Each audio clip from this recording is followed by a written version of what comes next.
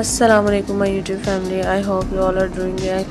आज का हमारा टॉपिक है थायराइड हार्मोन्स के बारे में कि थायराइड हार्मोन्स क्या होते हैं और फीमेल्स पे इसका जो इफ़ेक्ट है वो किस तरह होता है, ये फर्टिलिटी पे असरअंदाज होते हैं या नहीं होते। सो बेसिकली थायराइड हार्मोन जो T3 T4 हार्मोन्स हैं उनके बारे में आज हम डिस्कशन करेंगे। ओपीडी में जब पेशेंट्स डॉक्टर को चेकअप करवाने जाते हैं, उनको किसी को पीरियड्स का प्रॉब्लम होता है, किसी को वेट का प्रॉब्लम, कुछ पेशेंट्स को फर्टिलिटी का प्रॉब्लम होता है। तो इन सारे मतलब के चीज़ों को देखते हुए जहाँ बाकी आपके प्रेगनेंसी असेसमेंट की जाती है या टेस्ट करवाए जाते हैं, वहाँ T3 T4 thyroid hormone basically हमारे मेटाबॉलिज्म को कंट्रोल करता है। ये सबसे बड़ा एंडोक्राइन सिस्टम है हमारी बॉडी का। एंडोक्राइन मीन सिक्रेटरी सिस्टम जिसको हम बोलते हैं, या जो हार्मोन्स को सिक्रेट करवाता है। इसकी जो बटरफ्लाई के तरह इसकी शेप होती है, ठीक है जी। और T3 T4 हार्मोन्स जो हैं वो बेसिकली ये सिक्रेट करता है। और कैल्सिटोनिन एक हार्मोन है, ठीक है। अब इसका काम क्या है, इसका फंक्शन क्या है। थायराइड जो है हार्मोन हमारी बॉडी में, इसका फंक्शन डाइजेस्टिव यानी कि सिस्टम को मेंटेन करना, हमारे हार्ट रेट, हमारे रिदम को मेंटेन रखना, हमारे मसल्स के फंक्शन को प्रॉपर्ली जो है वो करवाना। रिप्रोडक्टिव सिस्टम में इसका बहुत ज़्यादा रोल होता है। ओवरऑल हमारी हेल्थ पे बहुत ज़्यादा इसका असर होता है। हमारे ब्रेन के नर्वस सिस्टम के लिए ये अच्छा है, हमारी स्किन, हेयर, हमारी हेल्थ के लिए, हमारे हेयर्स के लिए, ग्रोथ एंड डेवलपमेंट, टेम्परेचर को रेगुलेट करता है हमारी बॉडी के, ठीक है। तो ये सारे इसके फंक्शंस हैं जो कि बहुत ज़्यादा इंपॉर्टेंट हैं। अगर ज़रा सा भी प्रॉब्लम हो जाए थायराइड हार्मोन्स में, सो ये क्या फीमेल्स में जो है वो ज़रा भी अप डाउन हो जाए तो वो सबसे जो ज़्यादा है वो रिप्रोडक्टिव सिस्टम को इफ़ेक्ट करता है फीमेल के, जिससे सब फर्टिलिटी यानी कि बांझपन होने का भी जो है वो पॉसिबिलिटी होती है। मेल्स में तो इसकी रेशो 100/12 होती है, हर 100 में से 12, लेकिन फीमेल्स में इसकी रेशो ज़्यादा होती है, 100/14 यानी कि 100 में से 15-16 औरतों को तो लाजमी इसका प्रॉब्लम होता है। तो ये दो तरह से होता है, एक हाइपोथायरॉयडिज्म और हाइपरथायरॉयडिज्म। यानी कि हाइपो मीन लेस यानी कि इसकी कमी, और हाइपरथायरॉयडिज्म यानी कि इसकी ज़्यादती।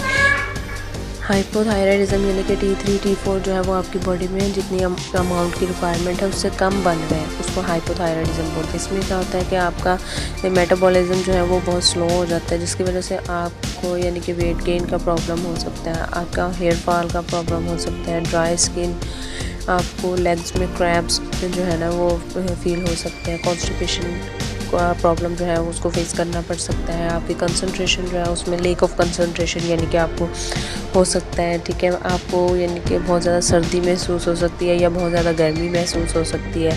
इस कंडीशन में आप डिप्रेशन की तरफ जो है वो जा सकते हैं। आपको बहुत ज़्यादा मतलब उदासी या टेंशन इस तरह का यानी कि फ़ील हो सकता है।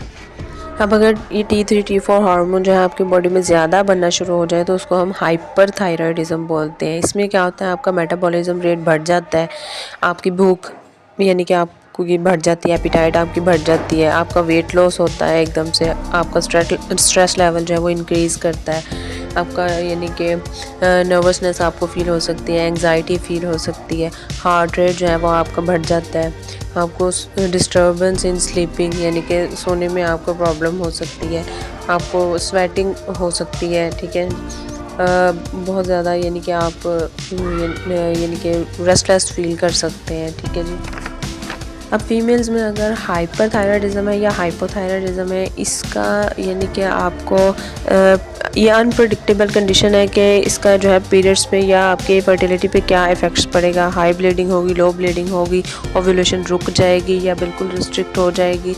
सो ये डिपेंड करता है, जब आपको अगर ये हाइपरथायरॉयडिज्म या हाइपोथायरॉयडिज्म का प्रॉब्लम हो तो आपको किन कंडीशंस को फेस करते हैं, ठीक है। प्रेगनेंसी से पहले अगर ये प्रॉब्लम्स होती हैं तो आपको यानी कि मेंस्ट्रुअल प्रॉब्लम्स हो सकती हैं, ठीक है जी, एबनॉर्मेलिटीज़ हो सकती हैं, ठीक है। अगर प्रेगनेंसी के दौरान या यानी कि आप प्रेगनेंसी है उसमें आपके जो टेस्ट करवाए गए हैं, असेसमेंट करवाई गई है डॉक्टर की तरफ से, उसमें डायग्नोज हुआ है आपको थायराइड का प्रॉब्लम है, तो उसमें मिसकैरेज होने के चांसेस बहुत ज़्यादा हैं। आप हाइपरटेंसिव होने के चांसेस आपके ज़्यादा हैं, आपका बीपी बढ़ना शुरू हो जाएगा, प्री टर्म बर्थ होने के चांसेस हैं, बेबी की स्टिल बर्थ होने के चांसेस हैं। बेबी अगर पैदा हो जाता है आपके थायराइड प्रॉब्लम के साथ तो उसमें लो बर्थ वेट यानी कि बेबी का वेट बहुत कम हो सकता है, उसका IQ लेवल तो लो हो सकता है, उसका यानी कि डिलेड माइलस्टोन की प्रोडक्शन जो है वो डिले हो सकती है, ठीक है जी। इस तरह की कंडीशन जो है ये बेबी को इफ़ेक्ट करती हैं। इसके अलावा बेबी के ब्रेन पे इस चीज़ का बहुत ज़्यादा इफ़ेक्ट हो सकता है।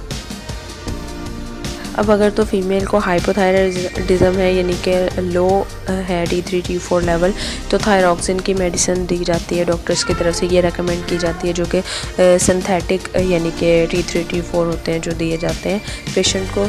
इसमें ये होता है कि रिक्वायरमेंट इसकी ये होती है कि आपको ब्रेकफास्ट से पहले इसको लेना है, यानी कि सुबह आपने एम्प्टी स्टमक इसको लेना है, ठीक है जी।